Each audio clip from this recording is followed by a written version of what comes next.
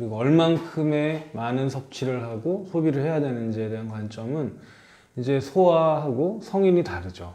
예를 들어서 우리가 청소년기에 있는 아이들과 그다음에 성인, 똑같은 이제 70kg의 성인이라고 생각을 하고 우리가 이제 과도한 섭취를 했어요. 소아와 성인은 어떻게 다를까요? 이제 성장기에 있는 아이들은 이 과도한 에너지 섭취는 그만큼 어느 정도는 이제 성장에 이제 사용을 하게 되는 것이죠.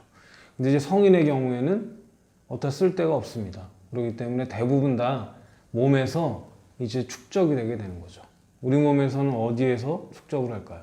지방의 형태로 보관을 하기 때문에 복부 그리고 가장 중요한 신체 기관 중에서는 이제 간에서 보관을 하죠. 그래서 기름 형태로 간에서 보관하면 결국은 간에 기름이 끼죠. 그걸 바로 우리가 지방간이라고 얘기를 하는 거죠.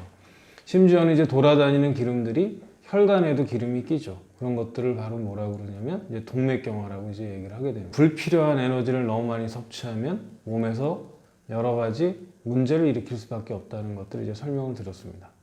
어떤 것을 의미하고 있는가? 결국은 이런 균형이 깨지는 것을 의미하는 것인데요.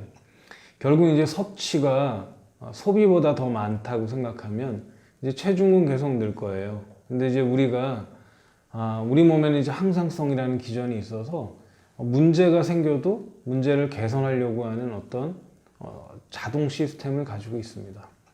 그래서 어느 정도까지는 우리 몸에서 조금 더 저장을 하려고 하고 그 다음에 또 그걸 통해서 문제가 생기지 않도록 극복하는 기전을 가지고 있어요.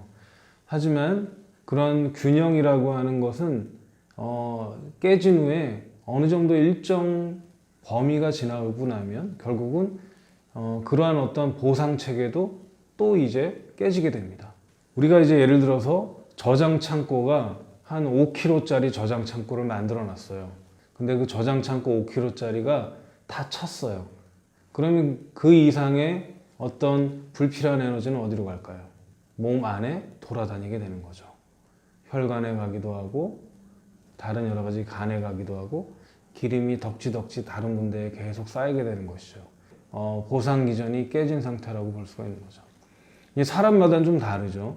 어떤 사람들은 저장 창고가 5kg짜리를 만들어 놨는데 어떤 사람은 1kg짜리밖에 없고요. 어떤 사람은 20kg짜리를 가지고 있어요.